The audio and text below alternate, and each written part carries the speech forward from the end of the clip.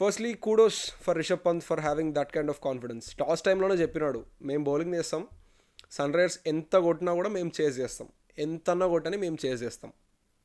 అంటే అసలు అట్లా మాట్లాడడానికి ఎంత గట్స్, ఎంత కాన్ఫిడెన్స్ కావాలి తెలుసా, ఎంత సెల్ఫ్ బిలీఫ్ కావాలి తెలుసా. ఎస్పెషల్లీ లాస్ట్ ఇయర్ ఇదే వెన్యూలో ఇదే టీం అసలు ఏమైందో గుర్తుంది కదా. ఓనర్ రోడ్ మీద, ఐ మీన్ పిచ్ మీదకి వచ్చి తిట్టాడు కేఎల్ రాహుల్ని. అంటే అవన్నీ మైండ్లో పెట్టుకొని కూడా బౌలింగ్ తీసుకొని, సన్ రైజర్స్ బ్యాటింగ్ ఫస్ట్ ఆడితే ఎక్కువ కొడతారని తెలుసు, అన్నీ తెలిసి ఆ స్టేట్మెంట్ ఇవ్వడం అనేది హ్యాట్స్ ఆఫ్ అసలుకి. ఎందుకంటే దాన్ని పుల్ ఆఫ్ చేసినాడు. అనడం ఎంతసేపు చెప్పు, అనడం ఎంతసేపు, జస్ట్ నువ్వు ఎవడైనా డైలాగ్ కొడతాడు. ఇప్పుడు జింబాబ్వే వచ్చి మేము వరల్డ్ కప్ కొడతామంటే ఎవడు పట్టించుకోవడం అన్నీ, బట్ కొట్టి చూపించినోడికి ఒక రేంజ్ ఉంటుంది.